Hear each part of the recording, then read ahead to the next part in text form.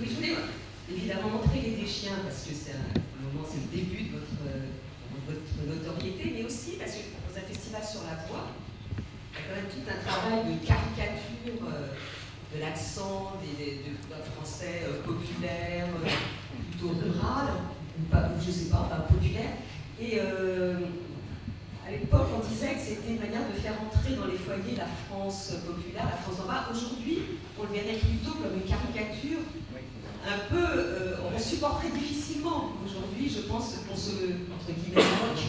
Non, il n'y a pas quelque chose qui a changé quand même. Peut-être que ça a changé. Peut-être que ça a changé. Moi, c'était. Si on parle de travail, mais en gros, pour moi, c'était aussi un amusement. C'est-à-dire que je continuais à m'amuser devant la caméra comme je l'aurais fait avec des copains autour d'une table, en m'amusant de l'actualité. Et j'avais le souvenir, et chacun des chiens, enfin des acteurs des chiens, avait le souvenir de son enfance et des accents qu'il avait pu entendre pendant son enfance. Moi, je viens de Basse-Normandie. Souvent, j'allais chez ma grand-mère en vacances, j'entendais des accents et je les reproduisais parce que je m'en amusais.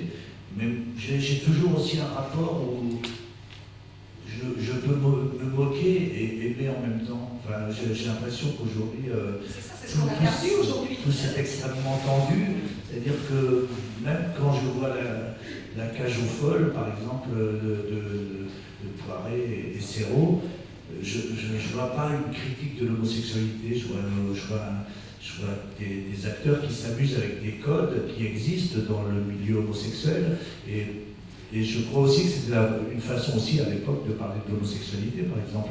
Nous, c'était une façon aussi de parler d'une France qu'on ne voyait jamais et qui avait une réalité. Donc, moi, la première fois que j'ai vu un spectacle de Jérôme Deschamps, ça m'a évoqué justement un voisin de ma grand-mère qui avait à peu près la même dégaine, le même accent, la même façon de s'habiller.